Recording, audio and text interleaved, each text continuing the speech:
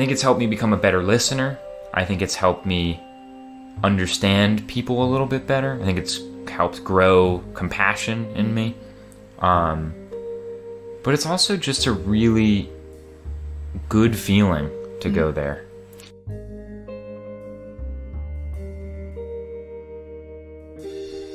That was Eli Schwamm, a 17-year-old high school student, audio engineer, rap singer, songwriter, and the volunteer at Samaritans of Boston for over 2 years. He started his journey there when he was just 16 years old. I remember hearing about it for the first time and not knowing how to respond or react to that. So instead, I decided to respect Eli's decision, but paid close attention to his journey that, in my opinion, required so much patience, courage, and compassion. Eli opens up with an intro of a rap song he wrote. This part is explicit, but only for the first 5 minutes of the show. Then we dive into this topic of adolescence is really kind of an existential crisis in many people. And Eli's advice for not only his peers, but many of us who are beyond adolescent but still feel the struggle with our creative voice, constant attempt to fit in, and never feeling at ease with our choices. How much do we really know about ourselves? Though we live through our experience, oftentimes we can't see ourselves. In that sense, we almost know nothing about ourselves. Eli refers to that as myself is in flux all the time.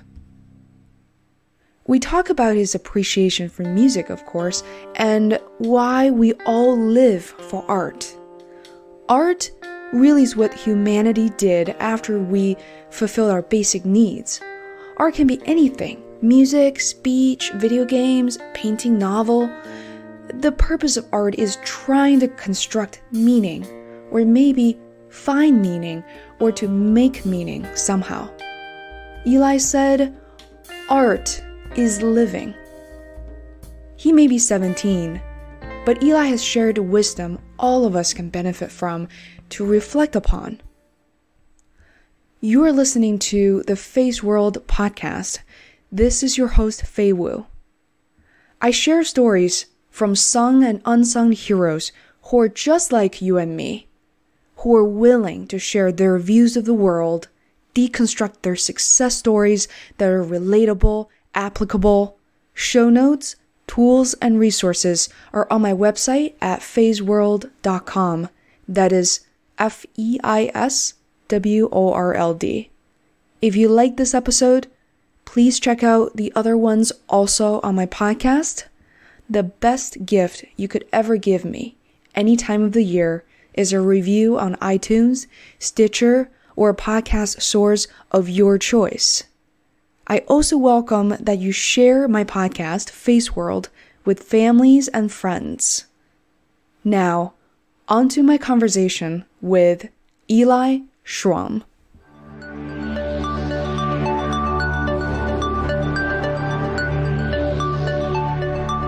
So, welcome to the Feisworld podcast, Eli Schwamm. Thank you. Thank you very much. I am so psyched to have you on my show because you are going to be the youngest guest, probably for a little while. Cool. Yeah, so, I right before this, I probably give my audience a little bit of an intro. And I thought, why are you so interesting to talk to is because you're a rapper. You are a rapper who also writes rap music, and you're really into music production. And you have many other lines of work that simply is astonishing to me. The things you get into, to me, part of that is bravery, and to be at peace with so many uncertainties in one's life. Much senior to you, there are things that I struggle with that I oftentimes come to you for advice. So that probably sounds very scary to my guests right now. Like, why is a 30-year-old going to a 17-year-old for advice? But many reasons why I want to interview you. But how would you like to introduce yourself to my audience? I'm curious. Well, I'll start with a rap. How's that? Nothing gets better. So this is a rap that I wrote partially about like the quest to finding one's identity. And I'll do it has a beat, but I'll do it a cappella here. Some motherfucker's gonna call it self-discovery. I'm just trying to uncover the thing that stands between me and something we call true art. And I'm not gonna wait for the blues to start. And I'm not gonna wait for the faith to start. I don't wanna find starvation looking for inspiration. I'm me here right now just trying to say my part. Yeah, I guess it might sound boring. And yeah, I guess it might sound corny, but I'm not gonna say that I've been living sorely and I'm not gonna tell anybody else's story. And frankly, there's no killing in mine. And lately, I stopped killing my mind. And I'm just trying to say my feelings and rhymes and hope somebody takes some hearing of time. Maybe it's madness, but I don't think I need sadness to make magic. And if this happens, I guess I'm satisfied to find that I'm something more than average. So I'm gonna keep rapping till I reach this, and I'm gonna keep performing in my hall that's seatless. I don't wanna add fake weight to my baggage for other folk to feel deep when they hear it. My career is, well, non-existent. I'm only the kid who don't give up because he's persistent. I don't want to rap for subsistence. I just want to think succinct shit, sit down and ink it. So if you're looking for my motherfucking mission, well, there's my motherfucking mission. Wow. In an empty room, I need to clap on behalf of everybody else.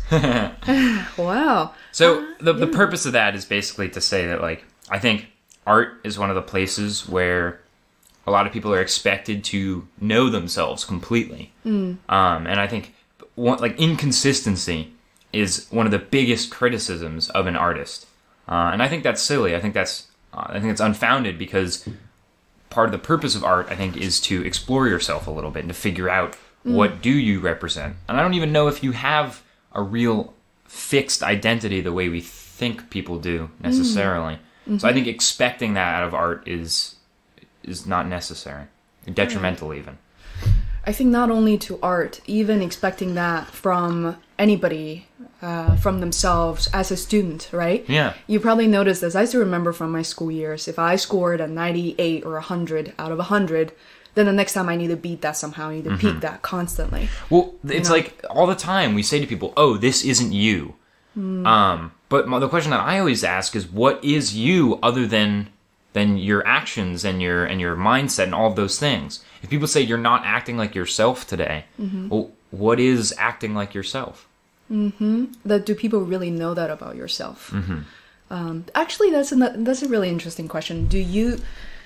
We get into philosophical topics here pretty quickly, but do you think we actually know everything about ourselves, and how much of that can be quantified to say that we actually do know about ourselves? I guess it depends what you mean by knowing about yourself. I mean, I'm the only one that can see through my eyes, from my perspective. So in that sense, I have a very good idea of my experience. On the other hand, I mean, I was with my therapist the other day, and one of the things he said to me is the biggest advantage I have is that I'm not you. Even though I live through my own experience, I most of the time can't really see it outside of myself, because because I'm inside my own head. I think that's true for everyone. So in that sense, we have almost no idea about ourselves. And I think the other question that this brings up for me is, what is the self that we're supposed to know? I mean, even in the last 4 or 5 years, I think I've changed physically, dramatically. I've changed emotionally and intellectually pretty dramatically. And though there's contiguity between the past iterations of myself and myself as I currently appear, I don't think that that I am the same as I was before. So how do I know myself? I think that who myself is in flux all the time. It's hard to actually know myself at any point. I would agree, because, even going through adulthood from my mid-20s till 30, when you look at the years, it's just 4 or 5 years, right? But people do change very drastically. I disagree with that point of view. When I was 26, I'm like, I'm already an adult. I don't see myself kind of transforming or transcending through this period. But it's very true. And, I guess, one of the desire I had to have you on the show is I recall when I was your age, possibly a little bit younger, 14, 15, I remember going through a pretty serious struggle. And at that time, I very much thought that I was alone, you know. And only did I discover much later on that, you know, it's, to your point, your body, everything, appearance and your knowledge, everything's changing. It's a period of great uncertainty. Mm-hmm. So that's why I want to bring your voice to the crowd and, you know. Yeah, sure. I mean, and in the last couple of years, I can only speak from my experience, but I think it's pretty common. In the last couple of years, there have been a lot of things that I've had to face that are pretty scary, like big nebulous ideas. One of them is like mortality is something that, I mean, I don't pretend to have faced and conquered mortality. More that when you're little, you don't really think, you don't really understand what death is.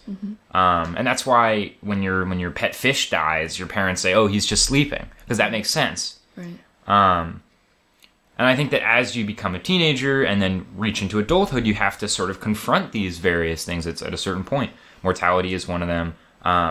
Mortality of people, in that people will be born and die, but also mortality of, you know, of relationships, of situations, right? You can be very well off financially, for example. Oh, but you always have to know that that is not permanent. That will, at some point, you know, you won't be in the same position financially or socially as you were before. And it's really easy to get totally scared and frightened by these big concepts. And no one, even the adults who have experienced these things for years, typically don't have particularly great things to say to suddenly alleviate all of your pain and, you know, squash all your fears. Because I think then people wouldn't still struggle with these ideas. Adolescence is kind of like a giant existential crisis in some senses. And I think that's why so many people struggle with it. Yeah, very much so. And sometimes that fear carries through in their 20s and sometimes into their 30s. And there's something very fundamental about fear. And some of that is are the things that we grew up with. You know, after my dad passed away, I've shared that, you know, you're one of the inspirations that kind of inspire me to seek help, you know, from elsewhere. And for the first time in my life as a 26-year-old, I seek help from a professional, a shrink. And, you know, almost was like a secret act on my behalf, you know, after work, lunchtime. But it was such a tremendous amount of help for me. Yeah, well, I mean, the analogy that everyone says at this point is that, like, oh, if you had a heart condition, you'd go to the cardiologist. If you're struggling emotionally or mentally, you go to a therapist. I think also it just really helps to have someone who can be a sounding board for some of the things that you're struggling with. I think in my opinion, the sign of a really good therapist is someone who doesn't have to take on a distinct personality in conversation with them, but rather acts as a mirror for you to look at your own personality, for you to make your own judgments. I think one of the biggest troubles about going to friends and family when you're struggling emotionally and mentally is that they always approach you as themselves. And that can be difficult. I mean, it works for all different kinds of people. So I don't mean to say that using your family and friends as a resource is bad. No, it absolutely is wonderful. But I think that you can run into issues when you really need to look at yourself and instead you look at yourself through your friend's eyes. And sometimes they, with friends and family, sometimes they too quickly jump into conclusion. Yeah. They do have their best interest in you, and therefore sometimes they only see one side of the coin as a result. Absolutely. You know, just out of curiosity, because I feel like your parents are very open-minded about, you know, I think when you were growing up in different situations, they're probably comfortable. They are medical professionals themselves, you know. Yeah. And I was wondering, in this society, possibly in middle school, high school, are there opportunities or people, advisors that students could go to? For instance, whether they don't know what it is, what the benefits are, or if their families don't support them, where it's a financial thing. Of course. I mean, their therapists tend to be very expensive, no doubt. And a lot of therapy isn't covered by most insurance plans. So it is tough. It's really a luxury to have, and one that I appreciate. But I think that there are resources at a lot of schools. Most schools have a counselor. My school I happen to have a wonderful counselor. She's new this year, but she's an excellent person. I think it's difficult because a lot of the people in the world who need someone to be, a therapist-like individual for them don't have access to it. I mean, areas that are war-torn, for example, those resources don't exist. And honestly, those are the people that probably need it the most. Areas that are severely impoverished, that's another example. So it's tough. And there is no easy solution that I can think of. And that's why friends and family, I think, become that role. And I think it's amazing how good of a job friends and family can do at being emotional and mental support. But I guess what I would say is that there's always, the first thing that one has to do in order to accept mental and emotional support is set aside pride. And that's something that I've had to do many a times. And I'm not pretending that it's easy for me or that I do it willingly. But it is really worthwhile, I think, to be able to do that, to practice that actively. How do you practice? Well, I think it's not something that you can necessarily do on a daily basis. You just have to wait until the opportunity presents itself, I think. Until you experience something that is embarrassing, that is shameful. And it is very easy to be angry and upset about that. And for the most part, people will be. I think it would be hypocritical if I said that I'm not angry and upset when I feel embarrassed. But I think once that first feeling passes, because it will pass eventually, to look back on it and really look back on it with open eyes and ask yourself, did I handle this the best way? So for example, the other day I was driving in my brother's car, actually, and I realized that I drove some time with the headlights off when it was at night. That's like a pretty rookie mistake driving-wise. I was very embarrassed about that. I found out because someone else told me. My gut reaction was to be angry at that person, to be like, oh, fuck you, it's none of your business, that kind of thing.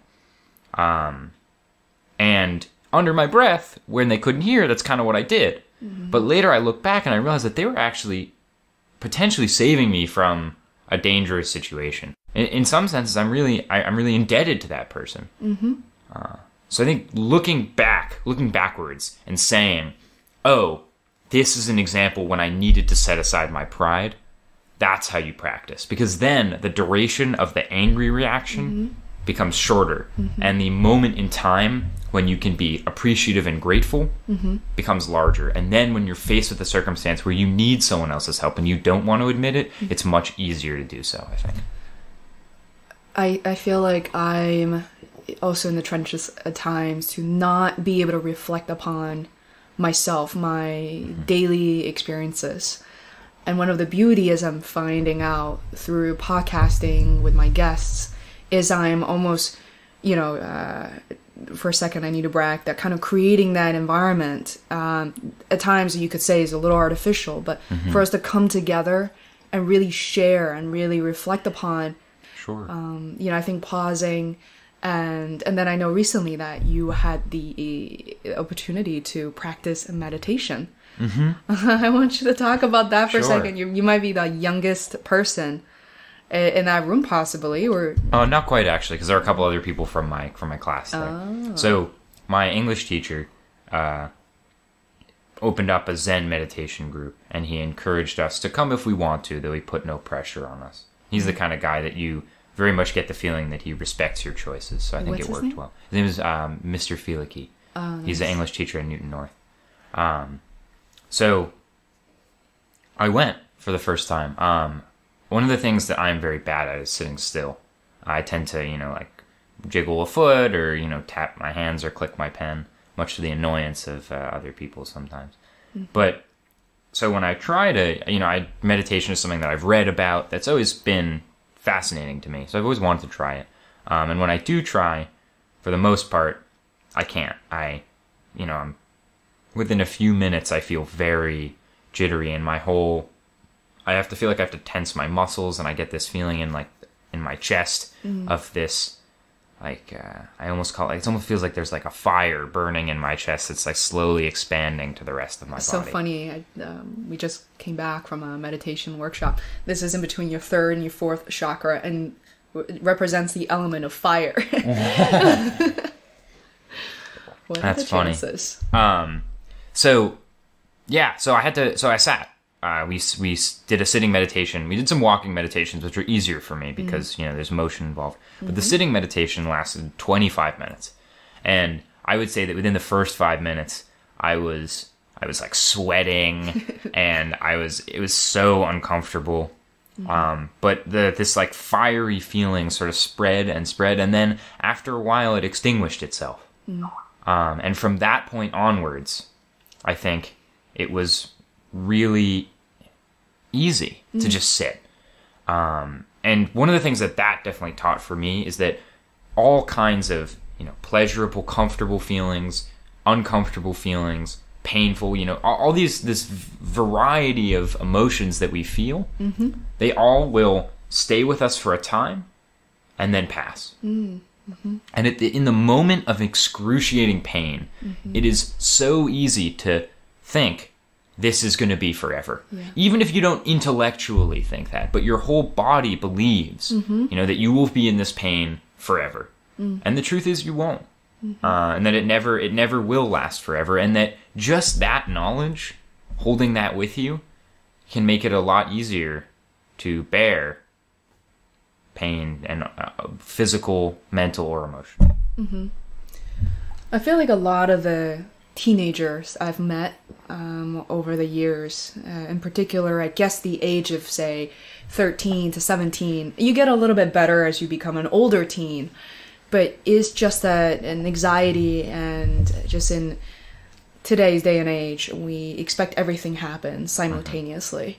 And even I look back, for someone my age, when I was a child, I was forced to have some level of patience.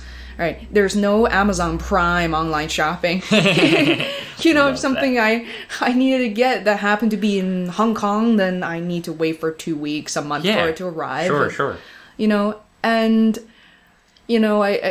I just find it to be kind of fascinating that for some reason, it's not just technology alone. Do you think it's parenting? Do you think is it the exposure of crime? I mean, 20, 30 years ago, it's okay in this wonderful neighborhood that we're in, Newton, that you can have little kids running around. They can walk themselves to school, but it rarely happens now. Everybody kind of lives in fear. Not so much here, but certainly in many other neighborhoods. Sure. I don't 100% know. In fact, I don't really know at all. But I mean, if I had to guess, I would say that part of it has to do with just how much you hear about. Because whenever something really tragic happens, everyone in the world hears about it. And there are so many more people in the world than there were even just 20 or 30 years ago. So there's, just looking at it from a mathematical, statistical perspective, it's extremely likely that there will be tragedies at almost any point in time all around the world. And I think it is really easy to think that the world is kind of going to hell. I know that I often feel that way, especially after after the several deaths of African American individuals by police officers. I think the Eric Garner one. For me, that really set me on a path of feeling like, wow, the world is just getting worse as a place. I think the biggest problem with thinking that way is that we are far too limited in our perspective to be able to make such giant conclusions about the nature of the world as a whole. And you can spend your life believing that the world is getting worse, and no one's going to stop you. But you just don't have, there's no way that you can really make that conclusion without assuming. And I think that that's a dangerous assumption to make, because it can lead to a lot of really negative experiences on the assumer's part. Yeah, and limitations on opportunities, and a lot of parents, especially when they have young kids, I understand that desire, temptation to kind of force feed that information onto the kids. Well, I mean, it's every parent's worst nightmare to have something terrible happen to their kids. Everyone just wants their kids to be safe, and that's beautiful. So I don't mean to say that that's not a good feeling to have, because you want to nurture and protect. I don't know what the way the line should be. I think the line has gotten closer and closer to home as time has progressed. If you see a kid, even like you said, in a place like Newton, if you see a kid wandering around with no adult with them, you immediately, that's a red flag. I don't know if it would have been that way 20, 30 years ago. Exactly. So I don't know. Yeah, good answer though. Especially when you said the word statistically, I was instantly convinced. One area I feels like we're jumping the topic a little bit, but I was gonna say recently, and I realize it's not so recent anymore, because you've been going at it for about a year now. That a year ago, when you're only 16, you started volunteering at the Samaritans, and I had a very mixed feeling. Knowing you, watching you grow up, I had a very mixed feeling of, even that's something that didn't really come onto my radar, even though personally I've experienced, not super close friends committing suicide, but young people. I remember when I was still in college, I found out that 3 of the kids from my high school committed suicide, a year younger than I was at the time. So tell us about how did you find them? How did that opportunity even come about? So the story of how I found it, sporting event or something like that, and there was this exposition of a bunch of different groups in the community, and each had a little array of candy that, to approach the booth. So I went to the booth that had the best candy, which is the Nestle Crunch representative from Samaritans. So I was intrigued. I guess the Crunch Bar served its purpose. Closer to 2 years. But it's been a really important... I think it's helped me become a better listener.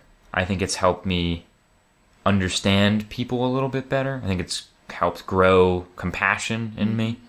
But it's also just a really good feeling to go there. Wow. I why think, is this so good? That was my next question. Yeah, sure. I really feel like I'm useful there. I think we want people to appreciate us. We want people to love us, to value our existence. Actually, some of the most deeply disturbed callers talk about feeling like they have no purpose, feeling like nobody needs them and nobody wants them. And that is really why we're there, is to just listen and be compassionate and try to express to people that, there are people who still want them there, and people who need them, and people who care about them. What are your roles there? Like, if you walk, you're there all the time. I feel like, we gotta schedule this interview around your volunteering, opportunities there. So, could you walk me through what is it like to show up? What do you do? Sure, yeah. So it's on the 4th floor of a small office just outside of Chinatown in Boston. And it has one room full of all the call receiver people, which is really nice because that fosters a real community amongst the people who are taking calls on your shift. And then there's one room of administrative people, and there's a room of people who do instant messaging support. Wow. So, yeah, which is like, I don't even know how they do that. The phone already feels a little bit detached. I don't know how they do it via the computer, but they do. I would say there's really only 3-ish positions that you can have. You can be a member of the staff, which is pretty limited, so because we're funded by, public grants. Or you can be a volunteer either for the IM service or for the phone lines. And there's a range of people that do it, which is really wonderful. There's men, women, young individuals like myself, older people. So it really does feel like everyone is represented. Which is nice. So how many people are on the floor, like full-time? I don't know if there's any full-time employees. Sure. Yeah, no, it totally changes. We're open 24/7. So sometimes at like 2 a.m. on a Wednesday, it's going to be pretty desolate. There's probably going to be one person there taking calls. On Saturday or Sunday morning, there's going to be as many as 6 or 7, sometimes even 8 people there. But there's never like 30 or 40 people. We just don't have the infrastructure to support it. So it's an area that we can explore a little bit, because to give people a sense of the traffic, the volume of the call that are coming in, do you think you have enough people to cover? Or? Oh, no, not at all. Wow. We answer about 40% of the calls that come in, and that's doing really well. We get, on a busy shift, we have 6 or 7 people getting back-to-back calls for the entire 3 or 4 hour period. And granted, I think it's important to mention that not all of the people, in fact, a small percentage of the people that call are actually what we call imminently suicidal. So I've been at Samaritans for like 2 years. I've answered hundreds of calls, and I've had only 5 or 6 calls from people who, at that moment in time, we are concerned that they are going to try to take their life. What we get a lot more of is people who have been struggling. People who call, once or twice a week, that have been struggling for years, and that need a place to vent, a place to be. We try to be that mirror that I was talking about earlier. We have a strict policy actually, of not giving any advice, for 2 reasons. One is that we don't know.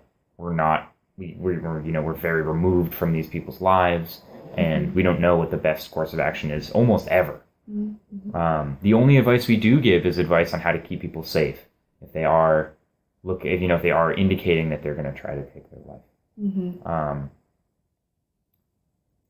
The other policy that we have is that we're really there to listen and be supportive. So we always believe whatever the callers tell us, even if it's something that we know isn't true. Like, if someone were to say, "Oh, I'm Barack Obama's, lover," or something like that, then the point is you have to believe them, because a lot of people that call are alienated.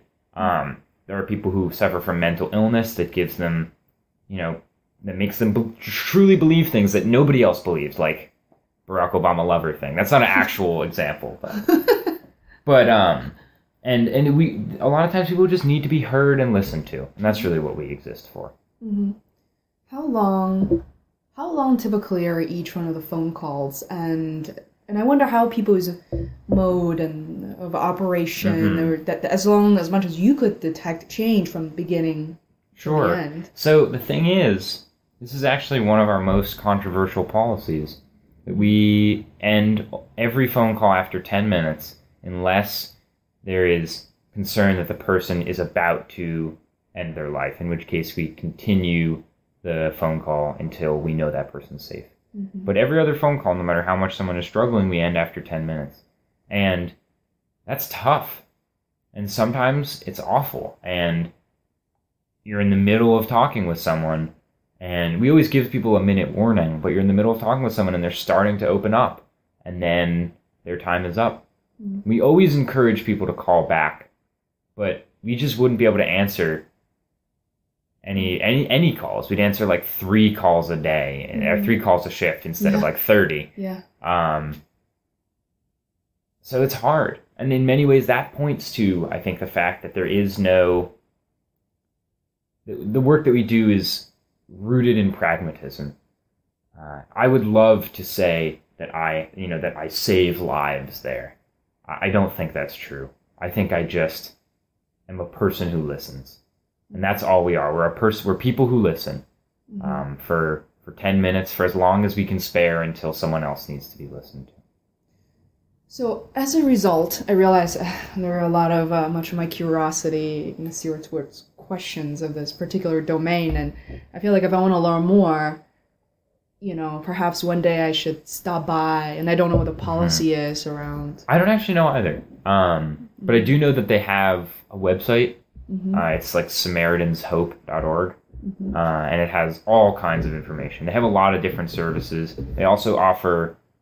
they will have people drive out to your home if you have a loved one who's committed suicide, and provide you with support. They have support groups for that kind of situation. So they have all different kinds of services. And all of them are actually well described in the website. I don't know. I could always look into like having a guest there, but I don't know. I heard great things about it, and unfortunately one of my coworkers suffered from... in an event with a family member, and he informed me that Samaritans are super helpful when it comes to support group, to a degree that they didn't even expect. They didn't know what to expect, and they were very surprised. So, even before your volunteering role at Samaritans, you had spoken up very early on in your life, if I remember correctly, 12, 13 years old, and you talk about wanting to be helpful to other people in your life, and I feel like this might not even be an accident. I think it's done almost on purpose. I think I stumbled into it by accident. I think because I had to do like a 24-hour training period plus another 9 hours of listening to calls in order to actually start working there. So it is, and I owe them, because I went through that training, I owe them 9 months of 3 hours a week. So I've fulfilled that at this point. But so it was a big commitment. So I wanted to do it, and I think I wanted to do it because of what I said before, and that I think it's a fundamental human desire to be wanted, and one of the best ways to be wanted is to be helpful. I think I get as much out of feeling helpful as the person whom I've helped. Sometimes more even, to be honest. Wow. And it works as it's a pretty positive cycle, because when you help a lot of people, I mean, this sounds like something that you'd read in like a kindergarten book, but it's true. When you help a lot of people, they're much more willing to help you when you're struggling. And the biggest difference, I think, is that everyone will help someone if it's convenient. I think when it's inconvenient, who helps you is who you know are your real friends. I completely echo that. I mean, I remember this was maybe a year ago that there was a survey at work, and to talk about, you literally circle 1 to 10, how do you feel about these questions? And one of the reasons was, what makes you love most about your job? And at the beginning, there are questions about, I'm learning something new. I like my clients. I get to experience all these like cutting edge technologies. And I remember the last question was, because I'm able to help others. I'm able to help people. Yeah. And it came to me as, my goodness, that's a 10 for me. And I remember I'm almost curious enough to ask other people. And I did speak to a few of my friends, and that was the same thing for them. Yeah. I realized the beauty of me going to work to say that, that's interesting, Faye. Could just be a coworker of mine who's not even working on my project. Yeah. Be like, do you know how to solve that Excel problem? The problem itself could be completely insignificant, but I love that. And those are the moments I always cherish for. Yeah. So it's absolutely true. It's making that human connection that I think is really important. And to really help people who are struggling. Like, I've been trying to solve the problem for 2 weeks now. Yeah. And you're like, oh, I'm familiar with this. And it's so much, when you are on top of the world and feeling great, it does not take that much energy to help someone, for the most part. I mean, there are some truly intractable problems. But for the most part, you can lift a finger and make a pretty sizable difference in someone's life. And then when you are in the other end and you are devastated and you have no energy to spare, that other person lifting a finger for you will make a huge difference for you. Yeah, absolutely. You know, I suspect that my audience right now could be people spanning across a pretty big age difference there. Could be teenagers, 20s, 30s, possibly older. What is that message, looking back to what you didn't know when you were younger, 12, 13, to what you do now? Or like the struggles that we all have. I still have my own struggles. You know, what is that message that you could potentially send out to someone your age or younger or older? Sure. You know? When I was littler, I spent a lot of my time trying to figure out how to become an adult and trying to convince myself that I was an adult. I've since given up on the quest, mainly because as far as I see it at the moment, nobody is really an adult. People are just varying levels of kids. What I mean by that is no one really has everything figured out. And everyone is just sort of stumbling through life together.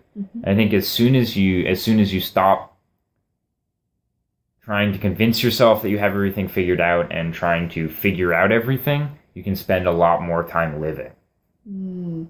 That's very deep. I was listening to Jonathan Fields about the quest of becoming your own mentor, your own guru. You know, oftentimes when we're younger, I don't know, movie stars, singers, sure. When we're older, I look at work to very accomplished people. And, you know, Matt Lindley's a really good example, someone that your brother looks up to, very much so. Sure.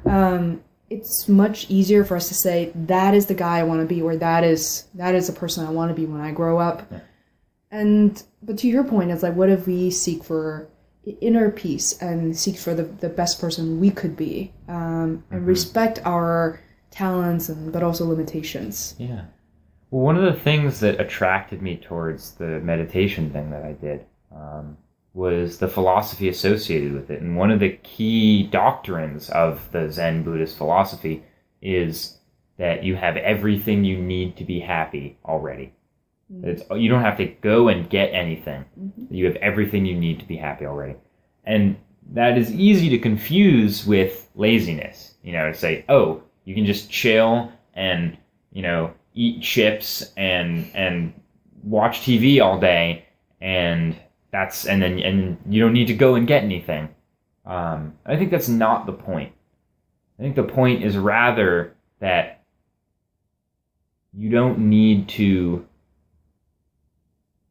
be getting that next promotion or getting that A or, you know, getting that new car or finding that perfect significant other in order to be happy. And it's actually more that it's actually the process, it's the living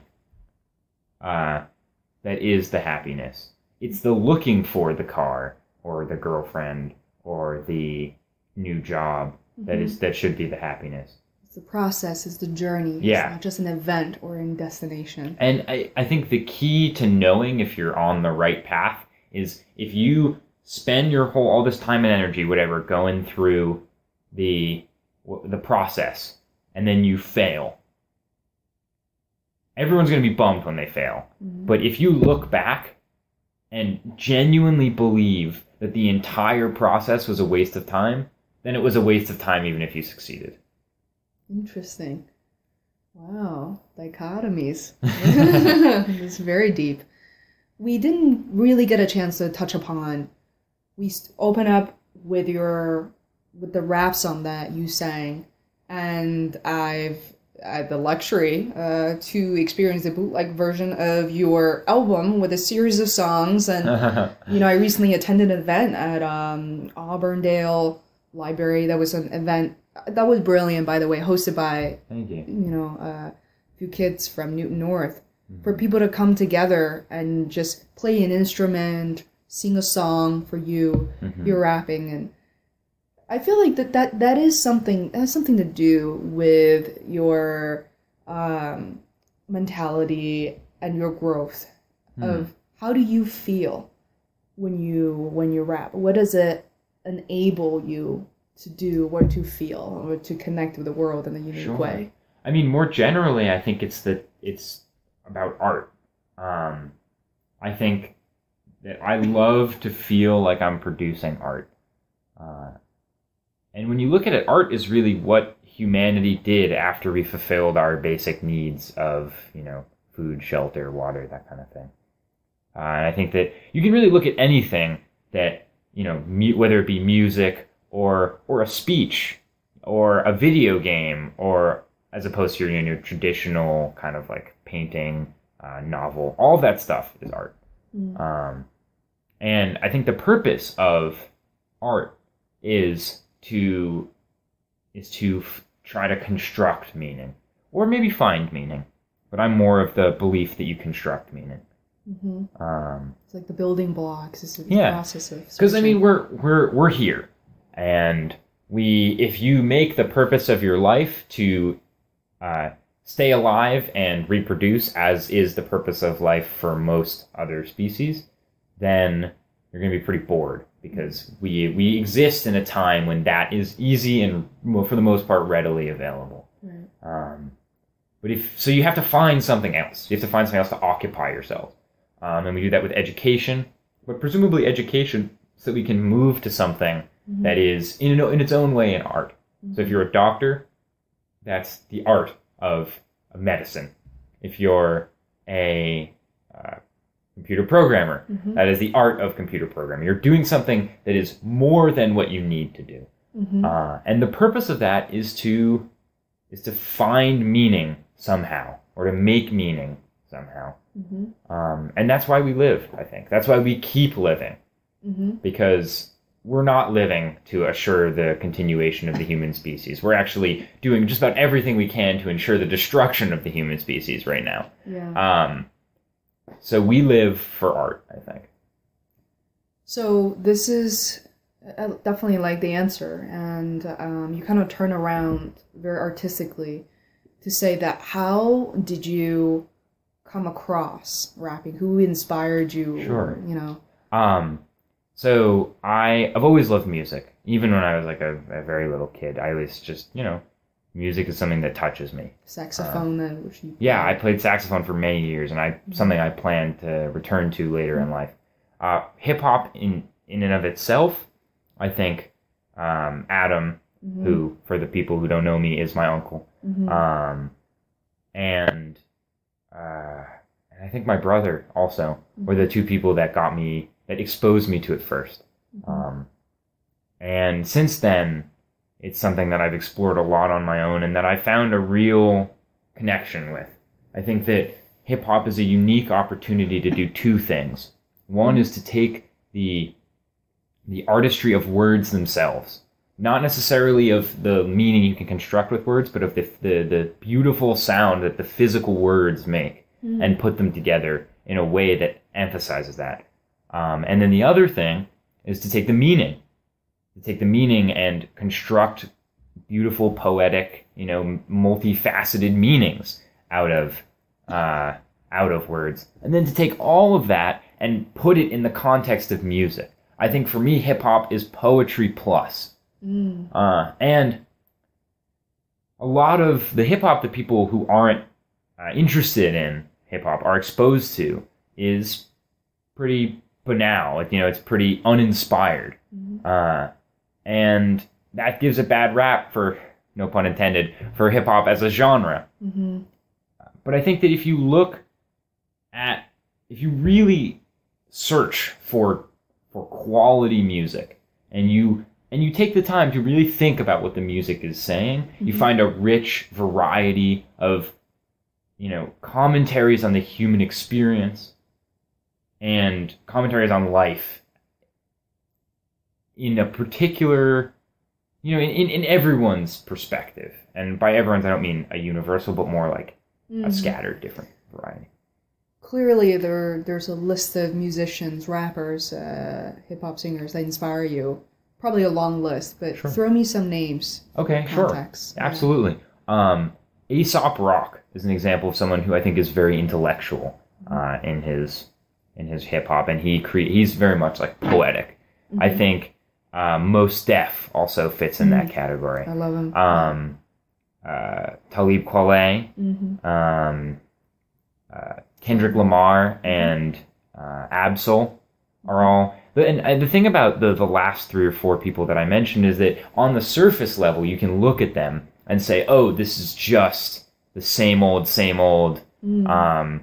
bragging about the thug life kind of situation that has no deeper meaning. But if you really analyze the lyrics and you really look for real significance, you will find it in abundance.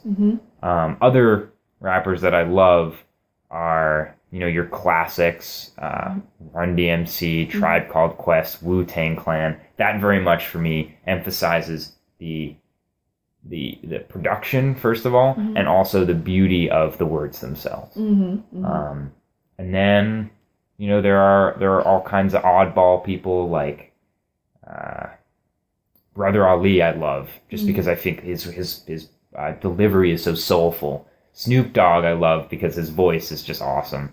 And I could keep going forever. Don't worry, last question. Sure. Which may just, I don't know, doesn't have to conclude everything we talked about. But money, resources aside, and this does not have to be the goal of your life or something you have to do. But if you had the freedom to do a project of any period of time, like, what would it be? Project of any period of time. Yeah, any project. Huh. That's a tough question. Yeah. Now, who would you work with? I mean, you could choose anybody. I mean, this is totally arbitrary. Right. I love the Dalai Lama. And I got to hear him talk, actually, this year, and it was a phenomenal experience. I think he's a really intelligent person who has a really beautiful perspective. I think I would work with him on addressing and hopefully trying to find some sort of continuity between the different religions that exist in the world. Because I love to think that religion is about forging connections and not about causing dissent and conflict. But we live in a world where religion is invoked for a lot of violence. And I don't think that I would ever be able to get anywhere close to solving it, but I think that working with the Dalai Lama to talk about the interaction of different religions and, sort of a comparative religion kind of exploration would be interesting. Awesome. Well, I can't really top that. Thank you. That was so much fun. Well, thank you so much for having me. Aww.